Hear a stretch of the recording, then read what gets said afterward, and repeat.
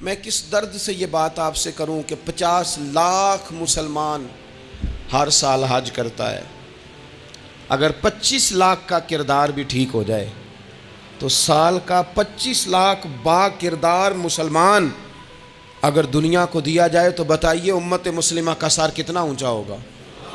لیکن ہمارا حال وہی ہے کہ آج بھی کیتی جاندے ہو تے لہو بھی پیتی جاندے ہو, کھو کے مال یتیماں دا تے بھیج مسیتی جاندے ہو, پھٹ دلاں دے سیندے نہیں تے ٹوپیاں سیتی جاندے ہو, نفس تے چھری پھیر دے نہیں دمبے کیتی جاندے ہو, فرض پلائی بیٹھے ہو, نفلاں نیتی جاندے ہو, او دسو تے سی بلے شانو ایک ہی کیتی جاندے ہو.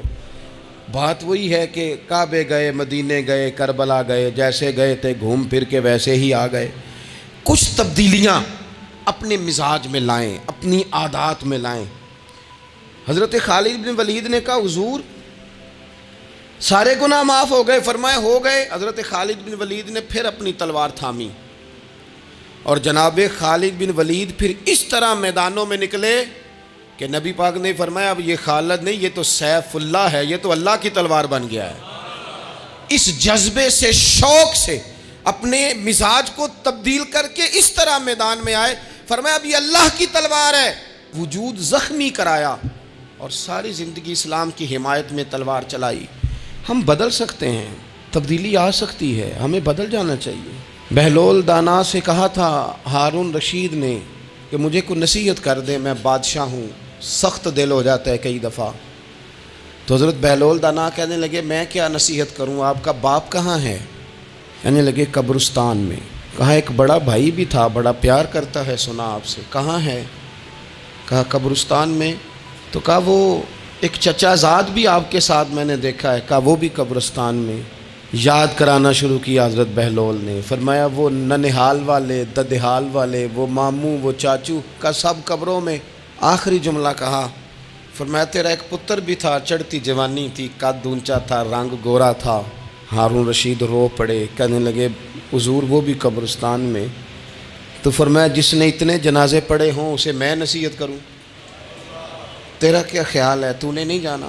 یارو ہم نے اپنے کئی کلاس فیلوں کے جنازے پڑھے ہیں. بڑا پیار تھا میرا اپنی دادی کے ساتھ. تو 97 میں وہ انتقال کر گئیں. دادا ابو چلے گئے, اماں جی چلی گئیں, ابا جی چلے گئے, نانا چلے گئے, پھپھا چلے گئے, دوست چلے گئے.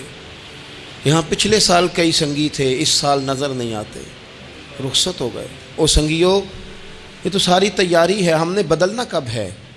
اب تو ہمارا بڑھاپا آنے کو ہے, اب تو بال سفید ہونے کو.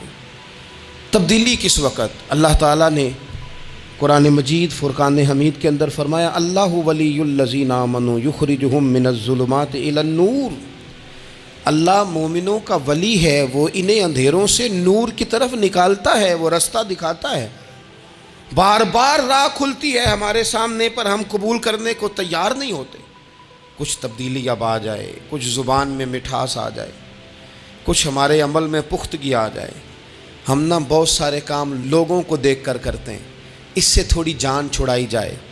کچھ اپنے اندر جو قباہتیں ہیں کچھ اپنے ساتھ جنگ کی جائے. نبی پاک علیہ السلام نے فرمایا افضل جہاد اپنے نفس سے لڑائی کرنا ہے. اپنے آپ کے ساتھ کچھ جد و جہد کی جائے, کچھ اپنے خلاف بھی چلا جائے. ساری زندگی دوسروں سے لڑتے, دوسروں پر اپنی غلطیوں کا بوجھ ڈالتے گزر گئی, کچھ اپنے نفس پر بھی. حضرت بایزید بستامی سے کسی نے کہا حضور میں نے اللہ تک جانا ہے, رستہ بتا دیں. فرمایا 2 قدم کا رستہ ہے. فرمایا 1 قدم اپنے نفس کی خواہش پہ رکھ لے تو دوسرا قدم تیرا رب تک پہنچ جائے گا. تو اپنے آپ کو کنٹرول نہیں نہ کرتا, اپنے آپ سے تو لڑ پہلے. اقبال کہتے ہیں ڈھونڈتا پھرتا ہوں اے اقبال اپنے آپ کو, آپ ہی گویا مسافر آپ ہی منزل ہوں میں. نبی پاک نہ تبدیلی کرتے. یہ جو لوگ کہتے ہیں نا کیسے بدلوں, تو حضور بدلنے ہی تو آئے ہیں, حضور بدلنے. حضرت مازن ایک صحابی ہیں, وہ کہتے ہیں میں بت کی پوجا کرتا تھا, امام بہقی نے لکھا ہے, میں بت پوجتا تھا. ایک دن میرے بت کے اندر سے آواز آ گئی تو کب تک مجھے پوجے گا, مدینے میں تو حضور جلوہ فرما ہو گئے ہیں. کہتے ہیں 2 دفعہ 3 دفعہ بت مجھے پیغام دے رہا ہے کہ حضور کی طرف جاؤ. بت کہتے ہیں میں وہاں سے چلا, حضور کی بارگاہ میں پہنچا.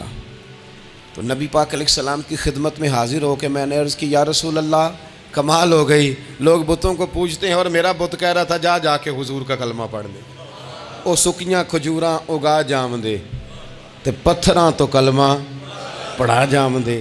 فرمایا وہ انہوں نے مجھے بت نے بھیجا ہے۔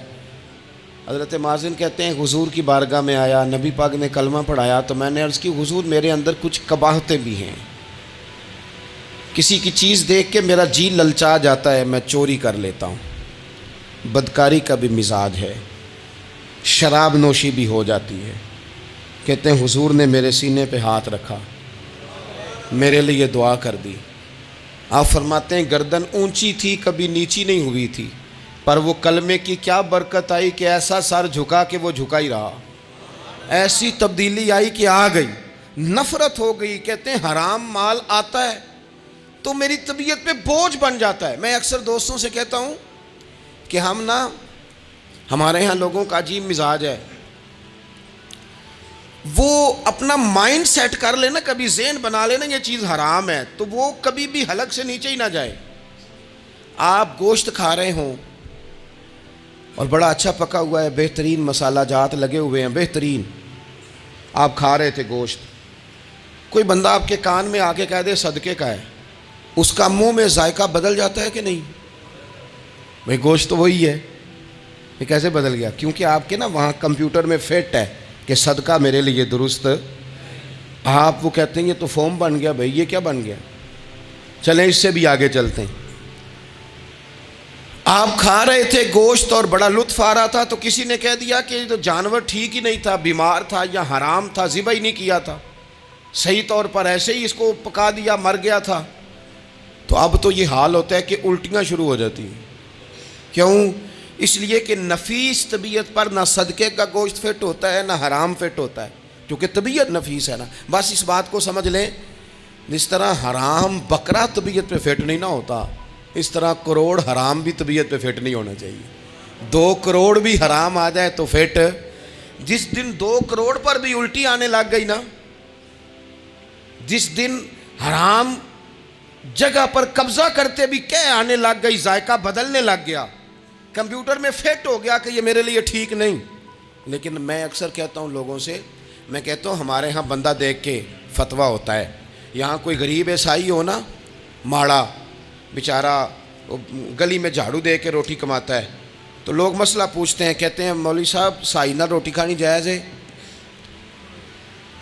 تو میں پھر ان لوگوں سے آگے سے پوچھ لیتا ہوں، میں کہتا ہوں یہ بتاؤ امریکہ کا صدر بھی عیسائی ہے، اس کے ساتھ جائز ہے؟ اتنے وزیر مشیر وزرائے اعظم ملکوں کے جا کے کھاتے ہیں، کبھی آپ نے مسئلہ پوچھتے دیکھیں؟ تو مولوی مشیر بنے ہوئے وہ بھی بیٹھے ہوتے ہیں بیچ میں، وہ بھی بیٹھے ہوتے ہیں، اب بھی ان سے پوچھو۔ لیکن ہمارا مزاج یہ بن گیا ہے کہ غریب کے حق میں مسئلہ اور ہے اور امیر کا معاملہ ہے تو معاملہ اور اس سے نکلے، یعنی اگر 5 روپے کسی کے گر جائیں تو وہ واپس کرنے بھی ضروری ہیں، اور 5 کروڑ گر جائیں تو وہ بھی۔ وہ ہمارے ایک دوست کہا کرتے ہیں کہ ایک صاحب تھے، ان کو نا بڑے قیمتی جوتے کا ایک پیر مل گیا کہیں سے گرا ہوا، انہوں نے وہ قیمتی پاؤں جوتے کا گرا ہوا اٹھایا اور وہ بندہ تلاش کرنے لگے کس کا گرا ہے۔ دیر تک وہ ڈھونڈتے رہے ایک پاؤں کس کا ہے، تھوڑی دیر کے بعد انہیں دوسرا پاؤں بھی مل گیا، پھر انہوں نے بندہ ڈھونڈنا بند کر دیا۔ انہوں نے کہا اب دونوں ہو گئے ہیں، اب یہ کام آئے گا، لہذا انہوں نے بند کر دیا۔ میرے عزیز یہ تو کوئی طریقہ نہیں ہے نا کہ آپ چیز اگر تھوڑی سی ہے تو اس پر فتویٰ اور ہے، اور اگر زیادہ ہے تو مزاجوں میں جب ہم یہ لے آئیں گے اپنی طبیعت میں، اور کب تک ہم نے اسی طرح رہنا ہے، کب ہم نے اپنے وجود سے کام لینا ہے، بیکار وقت کب تک گزرنا ہے۔ کتنے رمضان آئے گزر گئے، کتنے عمرے آئے گزر گئے، کتنی ہم نے دیکھا کہ بس بیمار ہو گئے ہیں، ٹھیک ہو جائیں گے تو پھر اس کے بعد ہم نے کوئی نماز نہیں چھوڑنی، لیکن ٹھیک ہوئے تو بھول گئے، نئی سے نئی بات شروع ہو گئی۔ ہم نے کتنی دفعہ کہا کہ آج کے بعد تبدیلی، لیکن کیوں نہیں تبدیل ہوتے؟ حضرت فضالہ بن عمیر ایک صحابی ہیں، کہتے ہیں میں عورتوں کا معاذ اللہ بڑا رسیہ تھا۔ ابو جہل نے جب اعلان کیا نا جو حضور کو شہید کرے گا تو اسے 100 سرخ اونٹ دیے جائیں گے، تو کہتے ہیں میں خنجر بغل میں دبا کے نا تو طواف کعبہ کرنے چلا گیا، طواف کعبہ۔ کہتے وہاں جب میں پہنچا تو میں نے دیکھا حضور بھی طواف کر رہے ہیں، تو نبی کریم نے مجھے دیکھتے ہی حضور میرے قریب آئے، اور مجھے نہیں بتانا پڑا، حضور فرمانے لگے تیرا نام فضالہ ہے؟